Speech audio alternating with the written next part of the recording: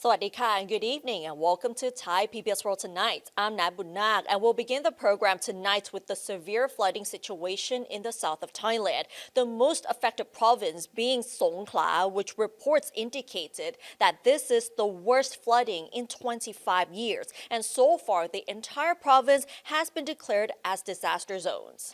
In an unprecedented move today, Songkhla's governor ordered a mass and immediate evacuation of Hat Yai City residents to shelters as the worst flooding in the province for 25 years has worsened due to the influx of runoffs from Sadao district. Flooding in Hat Yai developed into a severe crisis on Monday morning as the governor of Songkhla issued an urgent order for all residents in Hat Yai district to move immediately to designated safe zones. The Songkhla Public Relations Office also announced that all 16 districts of Songkhla province have now been declared disaster zones. The governor emphasized that evacuation must focus on the hardest hit areas and stressed that the people's lives must come first. Authorities say that continuous heavy rainfall and runoffs have raised water levels at a pace which could surpass the devastation of the mega floods in the year 2000. Emergency shelters have been opened to accommodate evacuees, including the Prince of Songkhla University International Convention Center, the Songkhla Ratchapat University Auditorium, and the Royal Thai Navy's 2nd Naval Area Command. Military units, rescue teams, and volunteers have joined forces to help evacuate residents cut off by rapidly rising floodwaters. Priority has been given to children, the elderly, and the infirm. Although Hat Yai's key drainage canal continues to discharge water into the sea, officials warn that the sheer volume of accumulated rainfall and upstream runoff has overwhelmed waterways. The Department of Disaster Prevention and Mitigation reports that runoffs from the Utapao River basin continue to surge into the city's business hub. With additional rainfall still covering the district, officials forecast floodwaters could rise up to 1.4 meters by 6 a.m. tomorrow. The province is urging all residents in inundated areas to relocate to temporary shelters immediately and to follow official instructions closely. And to alert the public, the DDPM, together with mobile operators, issued mass cell broadcast warnings directing all residents of Hat Yai to evacuate. And Songkhla has experienced continuous heavy rain since November 19th, causing widespread flooding, especially in the Utapao River Basin and the districts of Hat Yai, Ratapum, Jana, Namom, and Sadao districts. And between November 20th and 23rd, all 16 districts reported flood-related impacts affecting 115 sub-districts, 821 villages, and 167 communities. And according to provincial data, 243,000 households containing more than 600,000 people have been affected, with 1,224 people evacuated and 1 fatality reported. Meanwhile, the Regional Meteorological Center warns of continued heavy rainfall through tomorrow with risks of flash floods, water runoffs, and landslides in low-lying and hillside areas. Rain is expected to persist, though slightly less intensely from until Saturday. And we have to say that the flooding has affected several areas in Hat Yai City, and the business hub of Hat Yai in Songkhla province had started to ease over the weekend, but it has worsened again today as additional heavy runoffs from Sadao district have been flowing into the area since yesterday. And the runoffs from the border district surged into Hat Yai on Sunday, pushing water levels higher after days of continuous rainfall. And floodwater has risen to cover several key roads, obstructing traffic and isolating some communities. The runoff from upland areas of Sadao into Hat Yai has worsened the flooding situation, especially along the route, where residents have been living in floodwater for days already. And some residents have been forced onto the roofs of their houses and describe the situation as the worst they have ever experienced. And flooding has been so severe to a point that even homes built on higher ground are now submerged. And yesterday, there are still some signs of hope because Prime Minister Anutin Charnvirakul distributed food to stranded passengers at Hat Yai Airport upon his arrival there to observe the situation and to offer moral support to flood victims. He also said that food shortages were a major problem because all road and train access to Hat Yai were disrupted by flooding, but the situation had improved as floodwater had receded there, making it possible for food supplies to reach the district.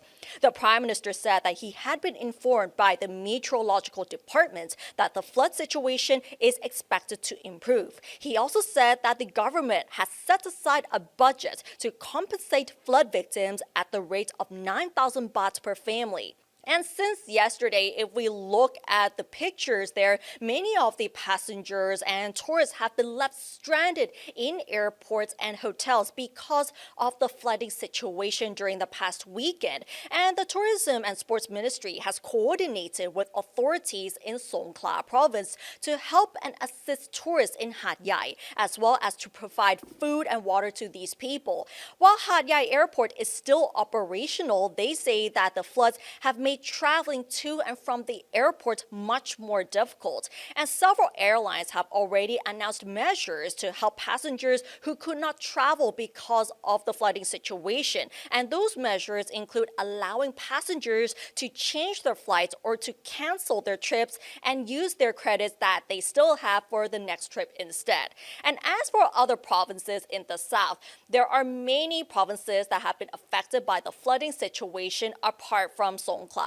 So we begin with Trang province, where more than 1,000 homes in Yan Ta Khao municipality are inundated after runoffs from the Bantat Mountains flooded the area on Saturday. And the water levels have since receded in many areas where small vehicles are now able to pass. Some low-lying communities along the river remain under up to 2 meters of water as well. The municipality has set up field kitchens to distribute food to affected residents.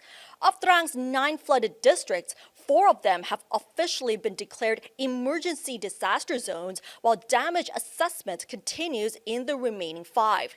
Narathiwat province experienced continuous heavy rain and 3 districts have been declared disaster zones. Elderly residents, young children, and bedridden patients have been evacuated to temporary shelters with military assistance. There are 2 districts that have also begun reporting increasing impacts with flash floods and canal overflows. And if rain continues, authorities expect that the flooding will spread even further. And just looking at the footage right here, how the floodwaters have reached very high levels with people wading through the floods to rescue those in need. This is actually how severe the situation is right now, not just in Hat Yai in Songkhla province, but many other nearby provinces in the south as well. And based on what it looks right now, the situation is very unlikely to improve. We do see signs of hope, though, during the past weekend, but unfortunately, thousands of villagers are still underwater. And we have seen a similar picture like this last year, also in the south, but many people have said that this is the worst in recent history. And when we look at the flooding situation, we also have to look at the economic damage as well. It has been estimated that the current flooding situation in the south of Thailand would cause at least 1.5 billion baht in damages per day. Flash flooding in the southern part of Thailand is causing huge amounts of economic losses per day. And according to the University of the Thai Chamber of Commerce, the flooding is impacting the Thai economy in 10 southern provinces, between 1 to 1.5 billion baht losses each day. And these provinces are key to the southern region's economy, especially in tourism, trade, and investment. However, if the situation persists for the full month, the damage could reach an estimated 10 to 15 billion baht, as this period is the high season for tourism and a large number of foreign visitors typically travel to the south during this time. In addition, NASDAQ, or the National Economic and Social Development Council, also pointed out that employment in the agricultural sector shrank by 2.9% due to the flooding crisis. NASDAQ suggested that urgent support will be needed for farmers once the floods subside, including the rapid compensation and assistance with recovery, such as supplying seeds, fertilizers, and equipment. So this is only the initial assessment of the economic damage from the flooding situation in the southern of Thailand, but it is certain that the economic damages will be much higher. But what is far more concerning right now is the livelihoods of the people and also the businesses that are submerged under flood waters. And what is also concerning as well is the tourism sector, because most of the tourists would travel to the south of Thailand. And as NASDAQ says, it is the high season for Thailand's tourism. And with the flooding situation, it is very likely that the numbers might decrease during that time as well. And now let's turn to Thai politics. And the elections are expected in a few months, especially once Prime Minister Anutin Charnvirakul dissolves the parliament, which can be as early as next month. And there have been hints that he might dissolve the parliament next month if the opposition files a censure motion against him. So we have seen that many of the political parties have officially announced their prime ministerial candidates. And the main opposition People's Party has confirmed the 3 prime ministerial candidates to run in the upcoming general elections expected to take place in March 2026. And the 3 prime ministerial candidates include the current party leader Nattapong Ringpanyawut, deputy leader Sirikanya Tasakul, and a newcomer here is Wirayut Kanchuchat.